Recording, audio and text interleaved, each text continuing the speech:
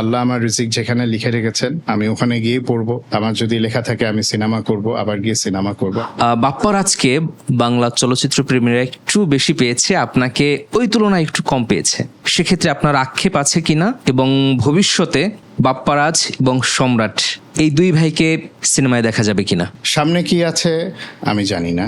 আর বড় ভাইয়া যে স্টারডম, তাই সে যে লেভেল পর্যন্ত কাজ করেছে, বা যে উনি যে সময় ইন্ডাস্ট্রিতে কাজ করেছে, যে ডিরেক্টরদের সাথে কাজ করেছে, যে সিনেমার যে মার্কেট ছিল, আমরা 20 বছর পরে যে সময় এসেছি ওই মার্কেটও এক না, ওই নির্মাতারাও ছিলেন না, ছবিগুলোও ওই রকম হয় নাই। দেখুন ওনার ছবিগুলো দেখেন, আব্বার জেনারেশনের পর ভাইয়া সমসাময়িক যারা ছিলেন বড় ভাইরা ছবি করেছেন, মারাত্মক সুন্দর ছবি ছিল। কিন্তু হ্যাঁ, ছবিগুলো দেখেন এখনো মানুষ পজিটিভলিও মনে করছে, ট্রোল করছে, মেম করছে, যেটাই করুক, বাট ছবিগুলো কিন্তু মনে রেখেছে।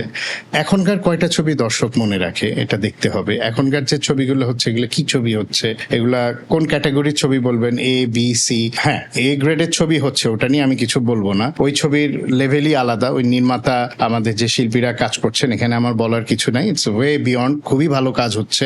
যেটা ভালো সেটা অ্যাপ্রিসিয়েট করতে হবে। সাথে তো বি ক্যাটাগরি, সি ক্যাটাগরির ছবিও হয়, সেই ছবিগুলোও তো একটা লেভেল থাকতে হবে, একটা স্ট্যান্ডার্ড থাকতে হবে, একটা ব্যারোমিটার থাকতে হবে।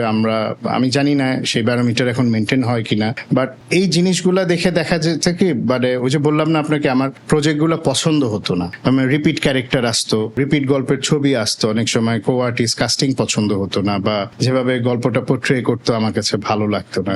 এই কারণেই আসলে আমার দেখা যাচ্ছে আমি সময়ও অ্যাভেল করতে পারছি না, কারণ একটা সিনেমাতে 1-1.5 মাস সময় লেগে যায়, আমার এনগেজমেন্টটা অনেক বেশি হয়ে যেত।